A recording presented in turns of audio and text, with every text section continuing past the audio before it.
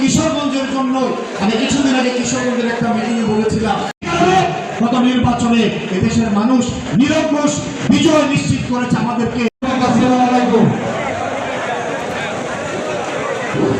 সহ বিভিন্ন পর্যায়ে শিক্ষা প্রতিষ্ঠান, আমাদের ট্রমা হসপিটাল, চণ্ডীদের হসপিটাল, প্রতিটা জায়গা, প্রতিটা দেশের প্রত্যেকটা অঞ্চলে আমরা উন্নয়নমূলক কর্মসূচি গ্রহণ করি। 1971 সালের থেকে শুরু করে পরবর্তী সময়ে যত গণতান্ত্রিক আন্দোলন হয়েছে, প্রতিটা আন্দোলনে এই শ্রমিক দলের ব্যাপক ভূমিকা ছিল।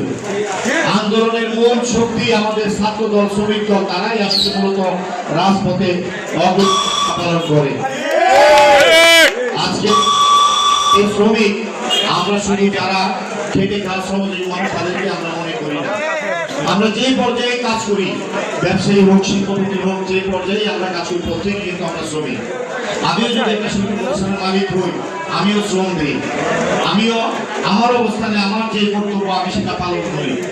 অতএব রিক্সা চালক, শ্রমজীবী মানুষ যারা ঠেলা গাড়ি চালক, ফেরিওয়ালা, প্রত্যেকে কিন্তু শ্রমিক। ইন্ডাস্ট্রিয়ালিস্ট থেকে শুরু করে যে পর্যায়ে আমরা কাজ করি, প্রত্যেকে আমরা শ্রম দিই। যে শ্রম দেয় তাকেই শ্রমিক বলা হয়। অতএব আমরা প্রতিটা ক্ষেত্রে যার তার অবস্থানে আমরা শ্রমিক।